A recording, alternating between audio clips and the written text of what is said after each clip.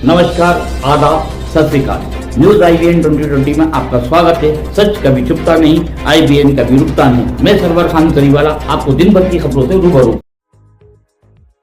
Cancer रोगियों को सशक्त बनाने में cancer patients aid and association CPAA के पुनर्वास केंद्र ने एक अहम भूमिका निभाकर बेंचमार्क स्थापित किया। कैंसर रोगियों को सशक्त बनाने में कैंसर पेशेंट्स एड और आसोप CPAA के पुनर्वास केंद्र एक अहम भूमिका निभा रहा है। उनके अंदर आत्मविश्वास जगाया जा रहा है, उनको आत्मनिर्भर और आर्थिक सक्षम बनाकर उनको जीने की एक नई किरण दिखाई जा रही है। CPAA स्थापना मंजू गुप्ता द्वारा 1987 की गई थी। CPAA के द्वारा 32,447 रोगियों और उनके परिवारों का पुनर्वास करके उनको आत्मनिर्भर बनाया गया है, उनका आर्थिक सक्षम बनाया गया है, उनको विभिन्न प्रकार की ट्रेनिंग देकर आर्थिक सक्षम बनाया जाता है, उनका इलाज में मदद की जाती है और उनको खान पान की व्यवस्था और सलाह भी दी जाती है जिससे उनका संपूर्ण विकास हो सके। इस तरह CAA एक महत्वपूर्ण भूमिका निभा रहा है। रोगियों और उनकी देखभाल करने वालों को प्रशिक्षण के दौरान बिना किसी दबाव या शर्तों के समर्थन दिया जाता है। व्यावसायिक प्रशिक्षण में सिलाई कढ़ाई, दिया सजावट, मोमबत्ती बनाना और स्क्रीन प्रिंटिंग, बॉक्स बनाना और स्तन के कृत्रिम अंग की प्रोस्थेसिस क्राफ्टिंग करना शामिल है। रोगी जो सही हो गए और वह पुनर्वास केंद्र में काम कर रहे हैं, उनके द्वारा बनाए गए कुछ सामान भी वे साथ में लाए जिसमें दीपक और तमाम चीज थी। इस पुनर्वास केंद्र की कार्यकारी निदेशक श्रीमंत मंजू गुप्ता ने इस प्रभावशाली पल को सशक्त और समृद्ध करने के लिए लोगों के सहयोग की अपील करते हुए कहा, हम वंचित कैंसर रोगियों के जीवन को बेहतर बनाने में शामिल होने के लिए परोपकारी और निगम का स्वागत करते हैं। हम चाहते हैं बड़े पैमाने पर लोग कैंसर रोगियों की मदद करने के लिए आगे आए।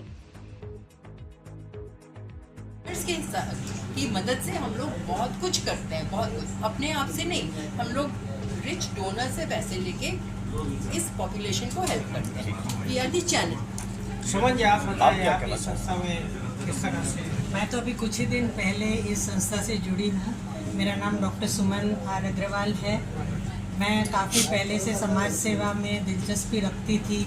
मैंने एसिड अटैक विक्टिम्स के लिए भी काफ़ी काम किया था, तो वो देखते हुए मुझे CPA और CPA के रिहैबिलिटेशन सेंटर ने ये मौका दिया कि मैं इसके अंदर काम कर सकूं। तो मैं अपने आप को सौभाग्यवान समझती हूँ कि ये सेवा का मौका मुझे CPA ने दिया है और ख़ास तौर पे पब्लिक रिलेशंस, पब्लिसिटी इसका काम दिया है कि ये जो इतना अच्छा काम कर रहे हैं 50 सालों से, ये आज भी बॉम्बे के भी लोगों को पूरी तरह से नहीं पता है। और अगर आप पत्रकार चाहें तो इसको पूरे देश में फैला सकते हैं। ज़्यादा से ज़्यादा पेशेंट्स जो कैंसर पेशेंट है इसका उपयोग उठा सकते हैं और हम और बेहतर काम कर सकते हैं।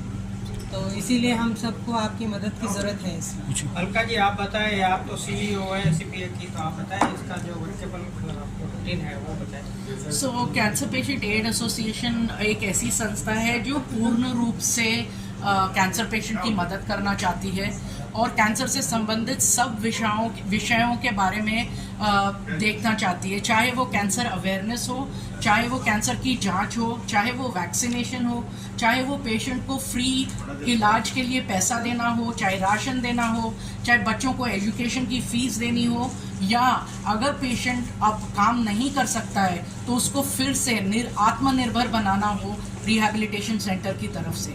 इस तरह से टोटल मैनेजमेंट ऑफ कैंसर इस मिशन के ऊपर CPA काम करती रहती है। सो सालाना हम लोग आपके लिए सालाना हम लोग 15,000 हेल्दी इंडिविजुअल्स का कैंसर का जांच करते हैं और अब तक हमने करीब 30,000 यंग लड़कियों को HPV सर्वाइकल वैक्सीन दिया है जो उन्हें सर्वाइकल कैंसर से आगे चल के बचाएगा। और साल में करीबन 7 या 8,000 इसके बीच की कोई संख्या के पेशेंट्स हैं जिन्हें हम ट्रीटमेंट की मदद करते हैं। हमारे चैनल को शेयर, लाइक और सब्सक्राइब करना ना भूलें। बेल आइकन दबाएं, हमारे चैनल को सब्सक्राइब करें और लाइक करें।